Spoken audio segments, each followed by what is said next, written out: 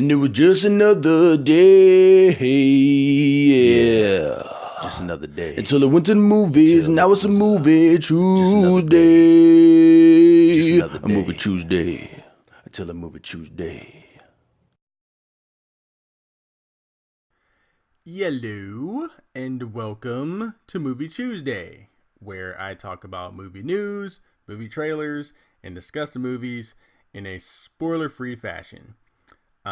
Sorry to be rushing. I don't like rushing, but I got some things going on. I gotta get ready to go to work in the next couple of hours, and then after that, I gotta get on the plane and go on vacation.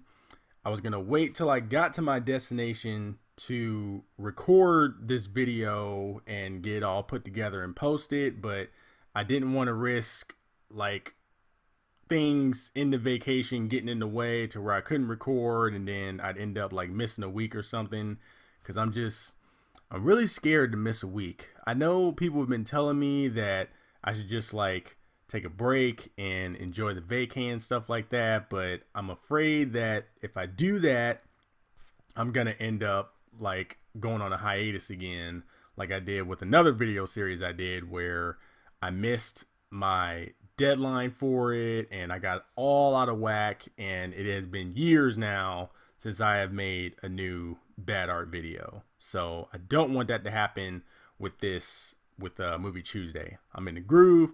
I want to keep going, but like I said, I'm in a rush here, so like my notes are all over the place. So I'm gonna apologize in advance for all the like paper shuffling that I'm gonna be doing. I apologize for Bastion, who's probably gonna be running in and out of this room and stuff, making all kinds of noise. So with that being said, let's just get to it. Starting with the news. Chris Evans believes that a Black Widow movie is gonna be announced at some point. Sure. I agree with that. I don't see why that wouldn't happen. They've been talking about making a Black Widow movie for a minute now. Kevin Feige is saying that Marvel Studios is completely behind making a solo Black Widow movie. All kind of people are coming out of woodworks talking about how they want to see that happen and how they want to make appearances in the movies and stuff like that. So Scarlett Johansson's on a hot streak. I don't know why there wouldn't be a solo Black Widow movie. I'm probably going to catch flack for this, but I'd rather see a S.H.I.E.L.D. movie where she's like the star, where it revolves around her characters, so that way you kind of like get a nice mix. Like her screen time kind of gets mixed in with other characters like Hawkeye and stuff, and maybe Falcon and not Captain America. No, he doesn't need to be in there. Maybe like a little cameo, but I don't know. I like Black Widow. I like Scarlett Johansson. She's really good in the Marvel movies, but I'm also kind of afraid that her having a solo movie, it may be too much Black Widow. Like it's one of those things where she might be better in small doses, but I don't know. I mean, I'm down for a Black Widow movie if they want to do it. I ain't gonna hate on it. I'm just saying, like, I'd rather see a S.H.I.E.L.D. movie that just revolves around that character. When they do go through with making the solo Black Widow movie, I hope that they full blown just do like a female James Bond spy thriller type movie, something like that. You know, pretty much like Winter Soldier, but instead of focusing on Captain America, they could focus on her. So that would be my thing. I'm sure they're going to do some backstory or probably even an origin story for her. Maybe do like some flashbacks and stuff like they did in, I think it was Age of Ultron. That'd be the other thing too that I would want them to do is I would say not to do her origin story, like not to go in depth with that character. A lot of movies nowadays keep making that mistake where they want to humanize the characters more by going into their backstories to like tell you why they are the way they are. And I like the snippets that we already got from previous Marvel movies that kind of dig into her past, but I would like there to be some shroud of mystery for her character and just like move forward with her now, like where she is in this point in time in the Marvel universe. I would rather they focus on that rather than going back and hitting her origins. So that's just my 2 cents on the whole thing. When they're going to do a Black Widow movie, I would go as far as to say like that might be the first movie that they start with when they get done with the whole Infinity Ward the whole Infinity War fiasco that they're doing right now.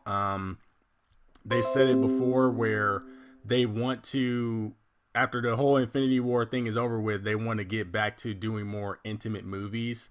So I would assume that they would start that with Black Widow, and they'll probably put Hawkeye in there and kind of like have their dynamic going on and stuff. So that's cool, man. I look forward to it. But as I've said before, that shit is so far off, man, just given their schedule that they're going through right now. So I am not going to hold my breath for a Black Widow movie anytime soon. An announcement, sure, that could be coming down the pipeline pretty soon. But as far as like actually going into the production, I don't know.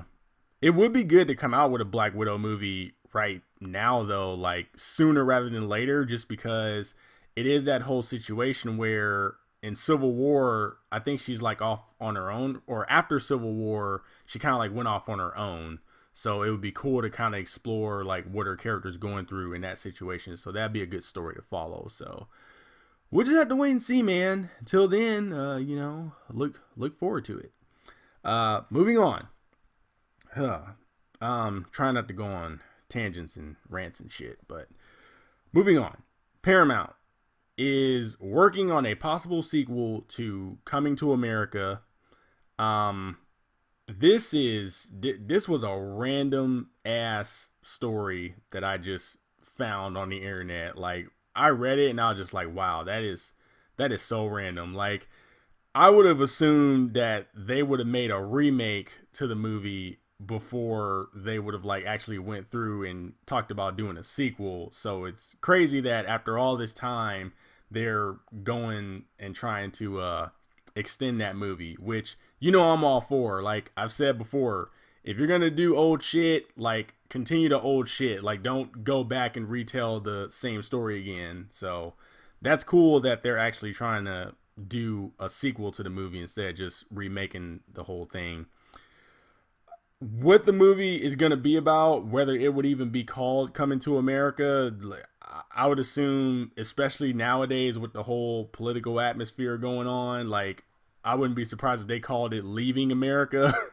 So I don't even remember how Coming to America ended. I know that he ended up getting married, didn't he, to the chick where he went over to America to look for his bride. I'm pretty sure they got married. I just don't remember if they actually stayed in America or if they ended up going back to Africa. So yeah, I don't know. If they went back to Africa, then I guess calling it Coming to America would make sense. But if it goes through, I'm sure they're gonna have a field day. They got plenty of material to go off on with all the shit that's going on nowadays. They got so many things that they can do with it.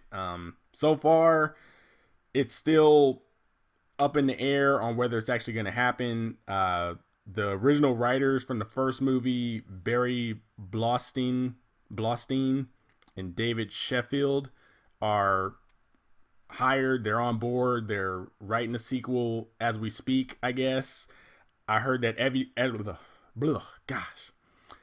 I heard that Eddie Murphy is even writing, like helping write the script or whatever. So some things are happening, although with the recent events of his brother passing, I'm sure the last thing he's probably working on is writing a movie. He's probably still going through the whole mourning stage. I know I would be if one of my brothers passed away, or just my siblings, family members in general, just I'd be in a rut. So I'd be surprised if Murphy was writing anything Coming to America right now. But then again, maybe he's inspired to, like, maybe this is giving him fuel to, take his mind off of that stuff. So who knows?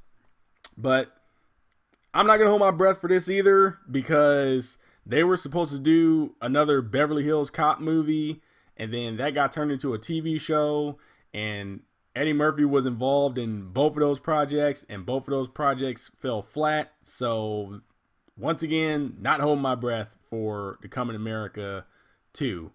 So I don't know. We'll just have to wait and see. Moving on.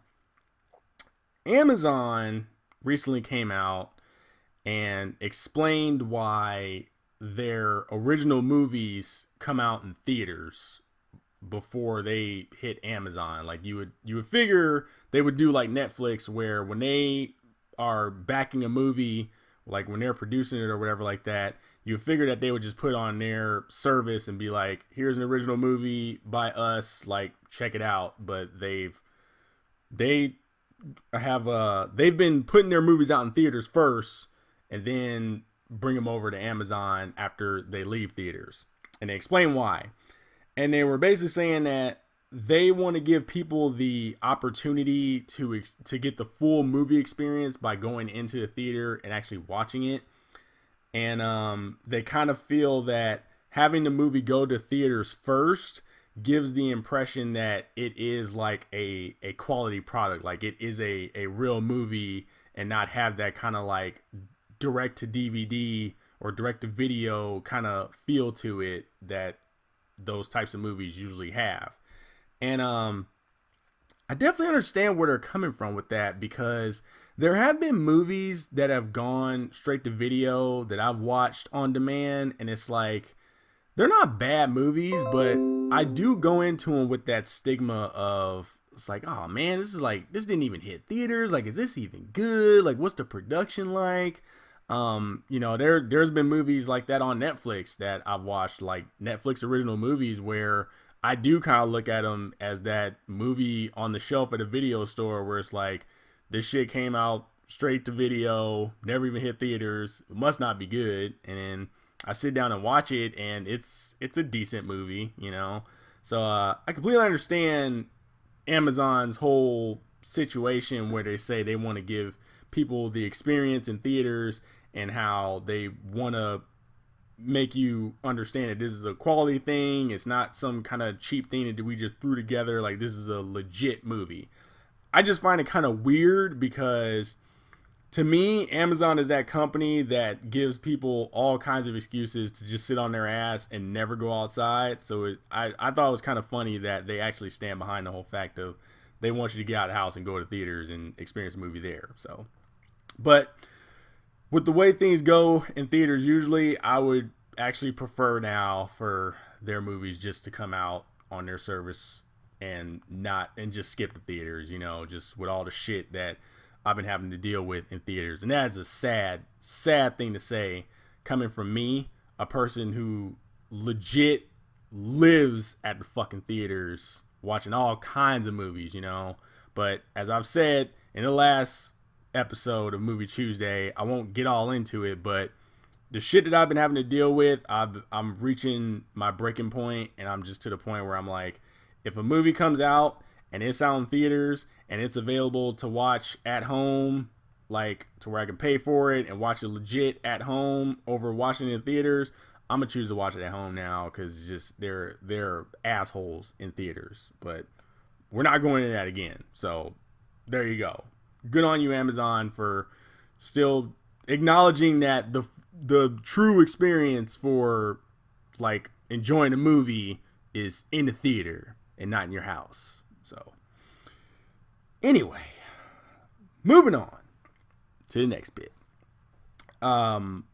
Scott Eastwood he's been doing his interviews, doing his rounds, because he's in the latest Fast and Furious movie.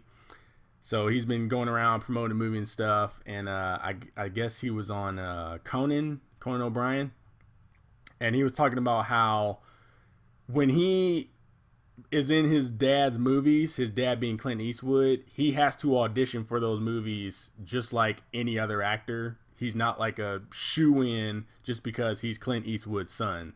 Like, Clint Eastwood doesn't like hold auditions and he sees Scott in line. He's like, well, that's my son over there. Why is he auditioning? He's automatically in. Like, he doesn't do that. And that's great. He was saying that Scott Eastwood was saying that he's got to audition just like anybody else, and if he gets the part, he's got to work just as hard, if not harder, than anyone else, because his dad, I guess, rides his ass when he's in his movies. So, I mean, that's good to hear, man. You don't want your kids being spoiled douchebags. You don't want your kid to be like, oh, do you know who I am? I'm Clint Eastwood's son. Of course I got the part. Of course I have top billing on this movie. You don't want that, man. You want your kid to go through that grind, And I'm sure that, like, Clint Eastwood rides his ass when he's doing his movies, because I think deep down inside, Clint Eastwood even knows that, you're my son, and with your last name being Eastwood, of course people are going to kind of like, link you with me and be like, oh yeah, get him.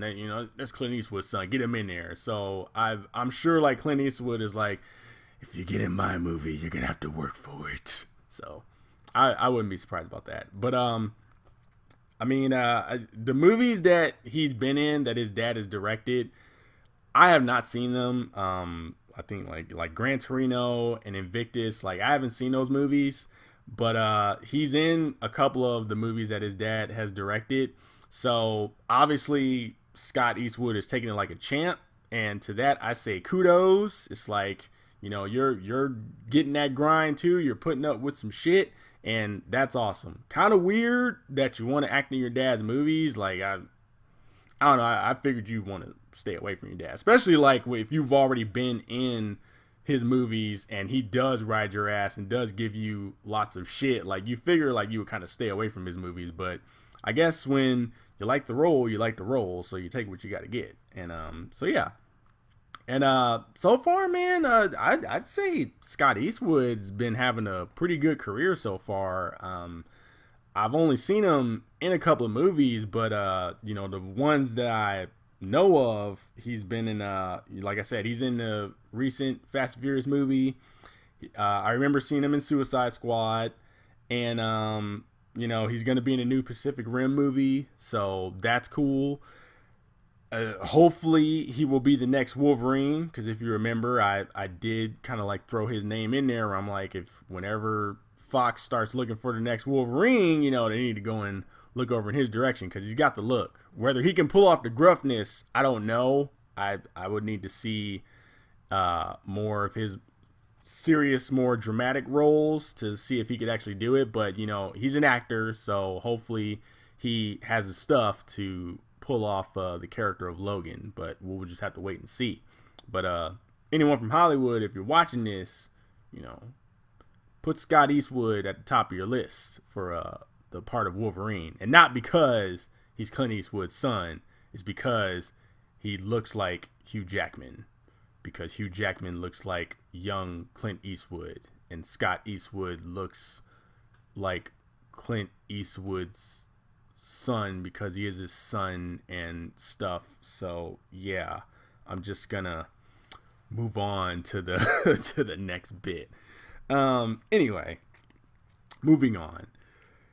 Josh Brolin is going to be Cable in Deadpool 2. So, with all the rumors going around, we finally found the role or the actor to play the role of Cable. So, no Pierce Brosnan, no Brad Pitt, no Michael Shannon, Josh Brolin.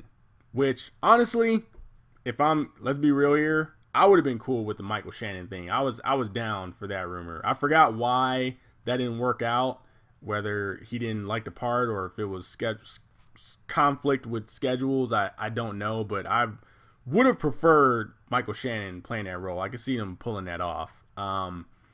Brad Pitt obviously would have been cool just because I'm a really big Brad Pitt fan, but at the same time, I'm glad he didn't get the role because Brad Pitt he's like Tom Cruise and Will Smith, and Denzel, where like you look at them and it's like they play their roles, but their face is so distracting that it's like I could see him playing Cable, but I could also see his face just like taking up way too much of that movie. And then, you know, it's sad too, because I would say like he get to share the screen with Ryan Reynolds, but Ryan Reynolds is going to be covered in a mask the majority of the movie. So, you know, it would suck. So Brad Pitt's beauty and all of his elegance would be even more magnified because Ryan Reynolds would be in a mask, and then when he's not in a mask, he's got the prosthetics and shit all over his face. So it's just like, it'd be crazy.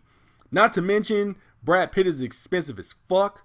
So when you rope in the rumors of them trying to keep the budget for Deadpool 2 like at a like not crazy and everything, you put Brad Pitt in there, you're looking at probably a quarter of the budget of the last Deadpool movie, like legit. So it's kind of a good thing that Brad Pitt's not gonna be in that movie. Although I do like the idea of him playing a more like side role where he's not like taking up the screen. I wouldn't mind seeing him doing that, but still, I stand behind it. Like, no Brad Pitt, that's good. As far as Josh Brolin, I know that the whole talk of everyone is like, oh, he's already Thanos. Like, how the fuck does that work? Isn't there something in the contract where you can't do that? Kevin Feige has gone on record to say that there is nothing in their contract where he has to like only be in MCU movies. Like, he can be in other Marvel movies and shit like that aren't in the MCU. So that's good to hear. He also made the comparison where he's like, you know, back in the day, Han Solo and Indiana Jones were played by the same actor, and no one had a problem with that. Didn't fuck with anybody. So like, it's good. We'll be fine. And I tend to agree, because here's the thing. I would go as far as to say, I mean, I don't want to speak for anybody else, but for me personally, I wouldn't have even known that Josh Brolin was Thanos had it have not been for the news articles and media saying that he was going to be Thanos, and the credits rolling saying that Thanos is played by Josh Brolin. Like, had I not known any of that stuff, I probably wouldn't even put two and two together looking at him on screen and be like, you know, oh, that's Josh Brolin. Like, I don't know.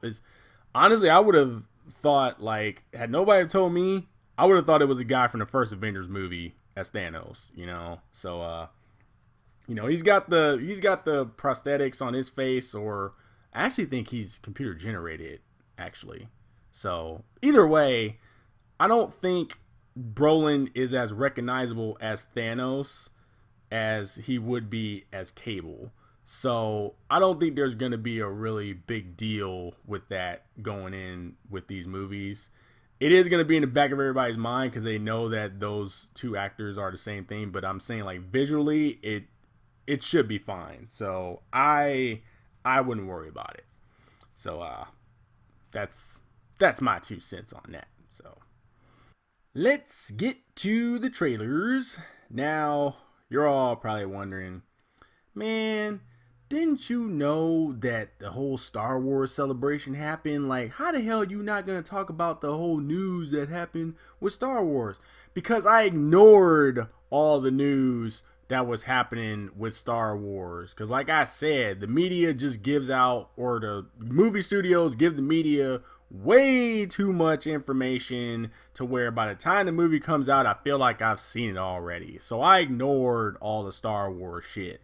The only thing that I paid attention to was the trailer. I was like, I'm going to watch the teaser trailer and I will talk about it on Movie Chewsday. So here we are. I have watched Star Wars Episode 9. Oh, shit. 8. Episode 8. The Last Jedi. Anyway, I watched the trailer. So, here's the thing, man. It looks like Empire Strikes Back, which is not a huge surprise because there was a story a while back, I think before they started filming the movie, when it was still like just in early stages of production. They were saying that they were going to channel the same kind of tone of Empire Strikes Back. And reading that article way back, right then I was like, damn, dude, like, because as I've said numerous times, episode 7 was pretty much episode 4 all over again, just with a few little new things sprinkled in there. But for the most part, they followed the same story beats. And when they had talked about how they were going to like channel Empire Strikes Back in episode 8, I immediately got chilled down my spine. I was like, fuck, dude. Like, so far, they are going to go down the same road as the original trilogy, just with new characters. Like, for instance, don't know what the planet is called that Rey and Luke are on, but to me, that's Dagobah, you know, and Luke is Yoda and Rey is Luke, you know, where she's going to learn how to use her powers, and something's going to happen to where she's going to leave early and go off and fight somebody, probably Kylo again. I don't know, but lots of Empire Strikes Back vibes going on right now. So disappointing, but at the same time, at the end of the day, like I expected that was gonna happen, so it's not like a complete shock to me. You know, we gotta wait and see. I know I'm jumping to conclusions, but I'm just saying, like, going off of the trailer right now, that looks like that's the direction that we're going in. Is that we're gonna be watching the updated version of Empire Strikes Back. I'm gonna go see it regardless. Regardless of what's going on with the Star Wars franchise in this day and age, I'm still consider myself a big Star Wars fan. So, and this is a mainline Star Wars movie, so I do want to go check it out regardless. So, yeah, movie looks good. It looks beautiful. It looks like they're channeling that whole look from Rogue One, where they just got that special sheen going on with it. So definitely looking forward to that. There's a scene in the trailer where Kylo Ren's helmet is smashed. I am hoping that is his character finally like embracing his own self, and hopefully he will be his own man, and that he will walk around helmetless and show his scar with pride. So looking forward to that.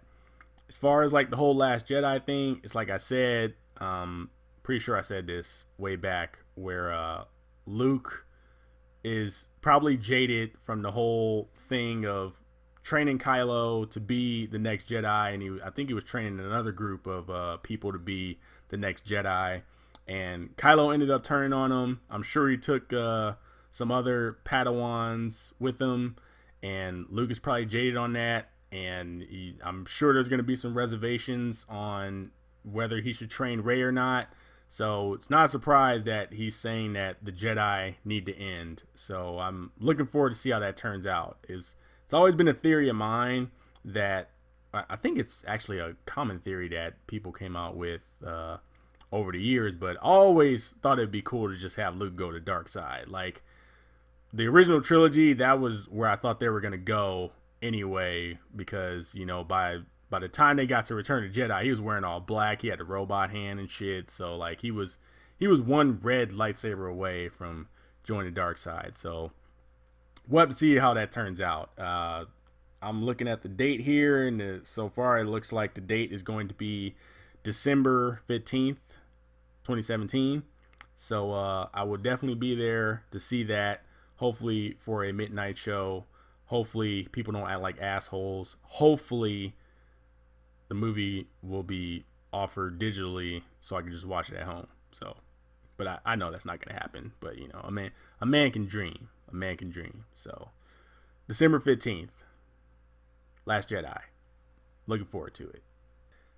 And now it's that time of day again where we got to talk about the movies, or movie. I gave you a little bit of snippet last week. This time, I'm giving you the whole shebang bang. Went to go see The Fate of the Furious.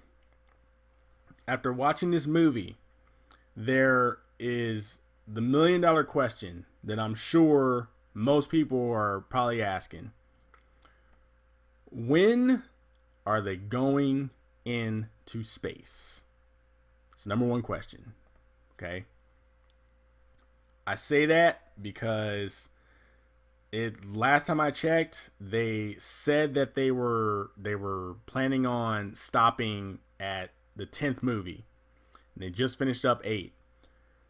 They're starting to run out of continents to jump around to. I think, tell me if I'm wrong or not, but last time I checked, the only ones they got left are Africa, Australia, and Antarctica. And lately, ever since 6, they've been like hopping around from place to place. They're not like usually just staying in one place anymore like the earlier movies. They're jumping all over the place. So they're running out. So those 3 continents that are left, they could cover that in one movie. Now, maybe they could just kind of like, go to some other countries. I mean, there's still a shitload of more places for them to go to on planet Earth, where you can get like Ireland in there, New Zealand, you can get Hawaii. I don't think they've been to Hawaii yet, so still places for them to go. But as far as like the way they jump around lately, it's just they're running out. So like, I feel like if they don't do it in the next movie, then they definitely got to do it in the 10th movie. At this point, dude, like, sky is literally the limit. Like, why not just put them in space? With all the crazy shit they've been doing, you might as well just put them in space. So, when is it happening? I like to sit and think that there's somebody in the studio over at Universal right now, and they're just, like, surrounded by crushed, empty Red Bull cans, and they're just sitting there with their all scruffy beard, and they're just like, dude, like, oh, God, like, how am I going to get them into space? Like, I like to think about that sometimes. But anyway, so here's the thing. I've seen this movie. So I went into this movie knowing the laws of Fast and Furious. Now you're probably asking yourself, what are the laws of Fast and Furious, right? You may have heard people, whenever they talk about Fast and Furious movies, they're always like, you know what you're getting into. You know what these movies are about, stuff like that. They're talking about the laws, all right? Now, these aren't official. These are just the laws that I've come up with, being a Fast and Furious fan and watching all the movies leading up to this. This is just my whole take on it. So, family is everything. You mess with the family, you're going to get hurt or killed or whatever. Like, you don't fuck with the family. Side note, can we stop with the whole family thing? I mean, we get it, guys. You're close knit. No one gets in between you. You're all good. Like, nothing can stop you guys. Just can we please stop saying the word family? It's getting annoying. And Lord help the person that actually sits down and watches these movies and takes a shot every time they say family. You're just asking for death at that point. Anyway, getting back to it. Family is everything. Next, the Furious team, best drivers in the world. No one's better. They can drive anything. They can drive it anywhere. They can do whatever they want. They can outrun drones. They can race submarines. They can jump out of cars going over 100 miles an hour and roll all over the ground and get up and act like nothing ever happened. No scratches on them whatsoever. That's, put whatever kind of gadgets you want on their car, James Bond style. Like, they know how to use them. Got it. Behind the wheel, nobody touches them, right? I understand this. Building off of that, out of that whole team, Dom is the best. Dom does everything. Can't be touched, can't be beat. The only win that you get with Dom is when he lets you win. Other than that, Dom is the man. No one's better. Last law, Nas. All things are possible with Nas. When in doubt, Nas will help you out. Those are the laws of Fast and Furious. That is what you have to know going into these movies and to enjoy them. Here's where we get to the gripes of the movie. So, first off, these laws that I've come up with for the Fast and Furious movies. In this movie, they are either broken or there are way too many liberties taken with them that like just irk me the wrong way and keep me from enjoying this movie the way I want it to. First off, family is everything.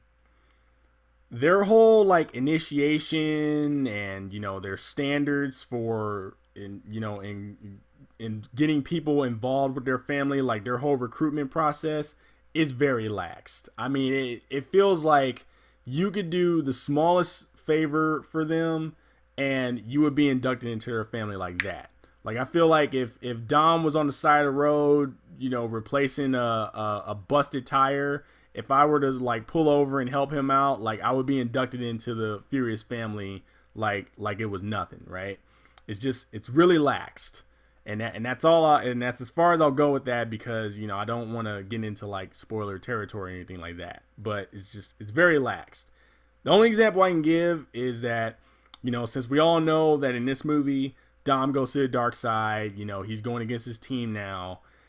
Everyone on the team but one person still like has his back. Like everyone else on the team is just kind of like, oh man, there's got to be some reason why he turned on us, like we gotta get him and figure out why. We need some information. There's one person on the team that's like, oh, I don't know, guys, like I think he's really bad. It's like, really? After all the shit that y'all been through, after everything he's done for you, you just turn on him like at that moment's notice? Like you don't have any kind of doubt in your mind that there was maybe something else afoot here that could make him turn on you guys? Like, come on now. So like, very laxed on that whole situation with the whole like family thing. Next up, the other law that's getting fucked with is the Furious drivers being best drivers in the world, right? Like I said, you want to outrun subs? Great. You want to fucking dive out of your car, jump up like it ain't no thing? Cool. Understand.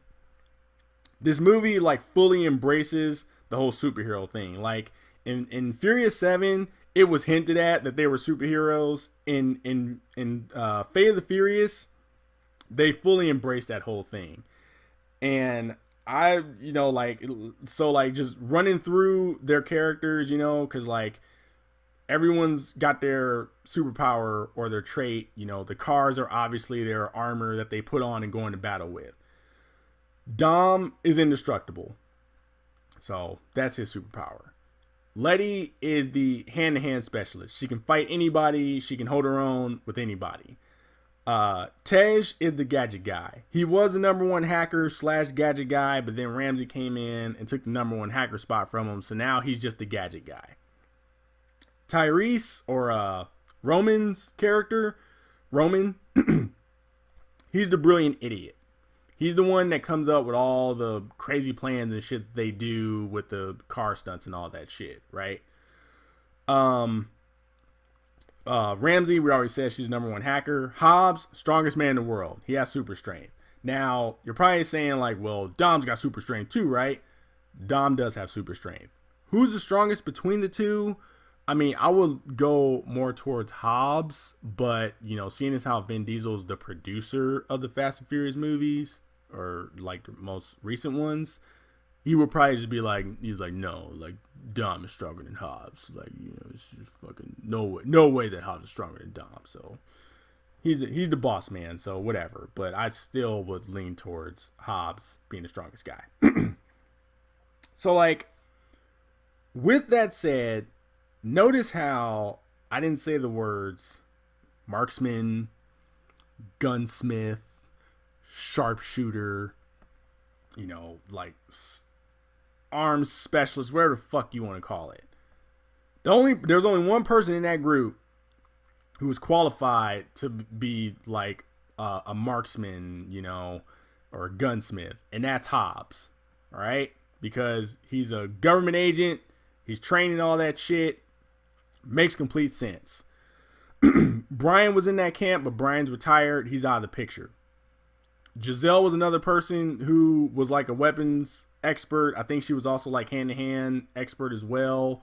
but she's dead. She's out of the picture. Although I would not be surprised if they brought her ass back, because they brought back Owen Shaw, who was in Furious 7, and he flew out of the same plane that Giselle, or he hit the same runway that Giselle hit and that Gina Carano hit. So I wouldn't be surprised if Gina Carano's character comes back as well. So let's just throwing that out there. But all that being said, Hobbs is the specialist when it comes to weapons. If you want the Furious team to go against criminals like gangsters and Yakuza and Mexican cartel and shit like that, great, dude, cool. Shoot your guns at them. Maybe you hit your mark, maybe you don't, but they're kind of in the same boat on the other end, shooting at you. Now we're starting to get into the territory of them taking on mercenaries or just some kind of military trained faction where they are, for better or worse, sharpshooters. If they don't hit their mark, they get damn near close to it. And you have the Furious team going into these bases and taking these guys on. That's where I draw the line, and I cannot wrap my head around. You can go ahead and accuse me for overthinking this shit, but like I said, this is going against the laws of Fast and Furious. They are street racers. They are stunt car performers or whatever like that. Behind the wheel, cool. Fast and Furious 6 hit that really good. They hit that balance where, yes, they were taking on mercenaries, but they were taking them on behind the wheel, and they were evenly matched, if not the Furious team going over them eventually, right? Whenever it got to them outside the cars and they went hand to hand, they had to struggle. And that was cool the way they did that. In this movie, that shit ain't really happening. They're just as good outside the cars as they are inside the cars. And that's where I have a problem with all this shit. So there's that. Going in, sticking with the whole superhero thing, it's not that Fast and Furious 8 is a superhero movie. It's a Marvel superhero movie. I wouldn't be surprised if there were behind the scenes photos of Vin Diesel just looking over Marvel executives' shoulders, copying their notes, and he's just oh yeah, I'm gonna put that in the next Fast and Furious movie. I wouldn't be surprised if that shit happened, because there is so much Marvel in this movie. It's ridiculous. Right down to the dialogue between the characters. The dialogue between the characters is mainly quips, jabs, nicknames and shit that they give each other, poking fun at each other and shit like that. That's the majority of the dialogue between the team, which is kind of sad, The standout duo or the standout characters in this movie interacting with each other is The Rock and Jason Statham's characters, where they were clashing at first, but then they kind of start mingling a little bit and interacting with each other, and you see that relationship kind of grow between the two, and that's cool and that's natural. And I feel like that is a standout in the movie, because everyone else is kind of just phoning it in from past movies instead of expanding on that and kind of mixing those characters up more. Tej and Roman are still hitting on Ramsey and shit. It's just, I don't know, man. It's crazy. And the other thing too from the Marvel movies that they pull is that kind of whimsical tone that the Marvel movies have. And the thing is with this movie is that it's actually pretty dark, with the whole thing of why Dom turned on everybody. All that stuff I feel is handled well, but it kind of gets drowned out by all the fun and whimsy that the movie is having. And there is no doubt at all in my mind, regardless of the beef going on between Vin Diesel and Dwayne "The Rock" Johnson, it's you can tell that they had a lot of fun filming this movie. But that whimsical tone kind of fucks with the whole minutia and the serious tone that the movie tends to do from time to time, which leads to the whole ranking system of the Fast and Furious movies. I did a ranking system a while back, and it really hasn't changed that much. I just got to like insert Fate of the Furious in there, and Fate of the Furious would just be second to last at this point. Like it's above Too Fast, Too Furious, and it's below Furious 7. So like that's, it sucks to say that, but that's just how it is, man. I feel like, and like I said, going back to with the whole like phoning it in thing, I just feel like a lot of this movie is just characters kind of doing the same shit that they were doing in the past movies.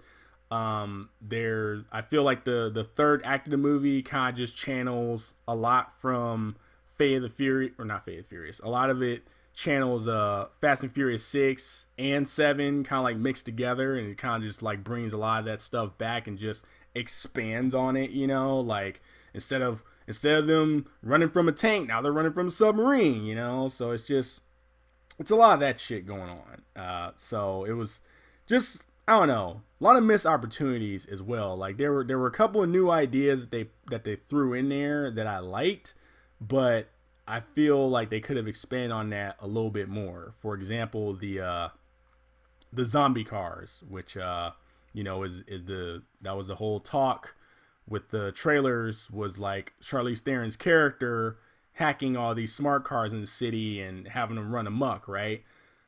I honestly like that scene. It sounded bizarre when I heard about it, but it actually worked for what they were doing in the movie. I was all about that.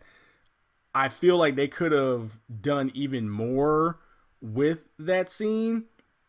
I know that there's this whole thing with like the movie budget and shit like that, and there definitely is a scene in the movie with the visual effects where I feel like they must have used like all their budget, because there was one scene in the movie where I was just like, wow. I was like, either y'all ran out of money or somebody just really overlooked that scene in the editing room. But either way, I would have liked to have seen them expand more on the whole smart cars driving around the city over them racing a submarine. So, just throwing that out there.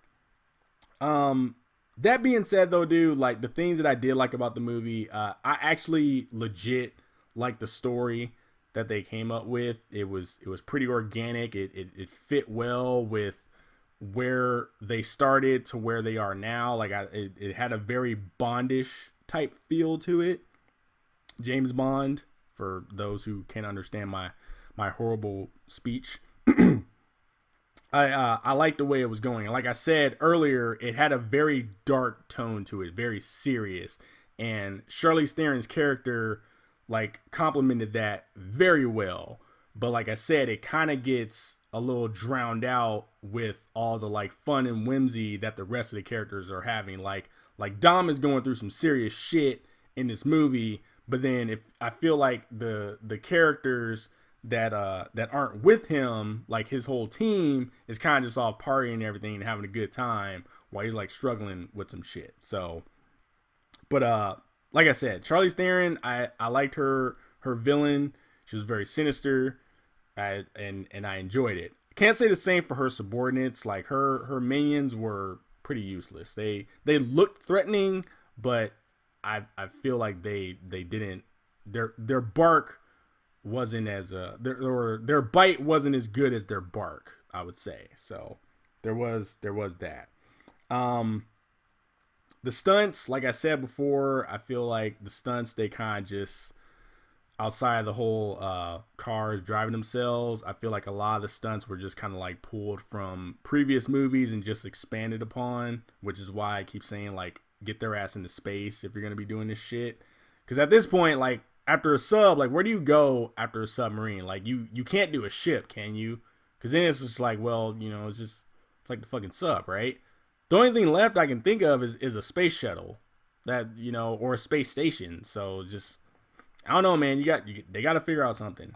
The other thing that I liked about the movie, the fucking cars were good. Like, I feel like that's a really hard thing to mess up is the cars, but the cars are good. The one problem I got is that outside of I would say Dom and Hobbs and even Statham's character Deckard, they kind of like got away from giving everybody their signature cars, you know, like by the end of the movie, they kind of like get everybody back into their groove with the cars. But earlier parts of the movie, it kind of just seems like they just toss cars at them, just like, yeah, go out and have fun, you know. But I don't know. But other than that, like I thought the cars were beautiful. Dom's Chargers, like I love the Ice Charger. I bought it on Rocket League. It's great. I love that. I love the look of it. So powerful. Just it was great. But the standout car for me out of the whole movie was this red Stingray that Letty was driving. And honestly, I want to say that somebody on the film crew, like whoever came up with that decision, I feel like they were giving a little shout out to Prince, you know, like Little Red Corvette and all that. So, but I love that car. I even had to look it up because I know it's a Corvette, but as far as like the year, it was a 1966 Chevrolet Corvette, and that thing was beautiful. And so yeah, there's that. But other than that, dude, overall, at the end of the day, I would say not worth going to see in theaters. Unfortunately, it is a rent, Netflix, or cable decision where it's like just wait for it to come out on video and check it out then. Honestly, dude, like the last Fast and Furious movie that I felt was worth seeing in theaters was Fast and Furious 6. And that's ironically the only Fast and Furious movie I did not go see in theaters for some unknown reason. And to this day, I kick myself for not going to see that movie in theaters. I really hope that one day they pull the Marvel card and do the whole marathon of movies in the theater. Because if they do, I would definitely be down to go to the theaters and watch Fast and Furious 6. Because that's definitely my number one out of all those movies. But other than that, man, that's all I got for you. You know, in closing, I don't know what the beef is between The Rock and Vin Diesel. I don't know if it's still going on for sure, but if it is, y'all need to work y'all shit out, okay? So, you know, y'all can be in the next movie and it won't be awkward. Like, whatever it is, work it out. As long as it's not something like super serious, but, you know, just work that shit out somehow, okay? Stop fighting each other. And other thing is, too, get him in space, all right? Stop fucking around, put him in space. Last thing, rest in peace, Paul Walker. We miss you. That's it, man. That's all I got this week. Hopefully I can get this posted in the normal time. You know, we'll see. I'm hoping that the destination that I'm going to has good enough internet to where I can post it. As far as the week following, I do not know yet if there will be a movie Chewsday. I will try my best to do it. I have a very small window, about 3 hours worth, to fit in a recording of Movie Chewsday. So I'm going to dedicate at least half of that to try and get something recorded, put it together, and hopefully get it posted as normal time, which is usually like a Thursday or a Friday. But we will see. I cannot make any promises for you right now. So just wait and, you know, follow my Twitter to know for sure. Like I will keep you informed. So follow me at the Chewels, and I will let you know for sure if that gets posted or not. Until then, you all be safe. You all take it easy, and you all pray for me because I hate flying. That was Movie Chewsday. Now it's just another day. I'm out. And it was just another day. Yeah. Just another day. Until I went to the movies, and now it's a movie Tuesday. A movie Tuesday. Until a movie Tuesday.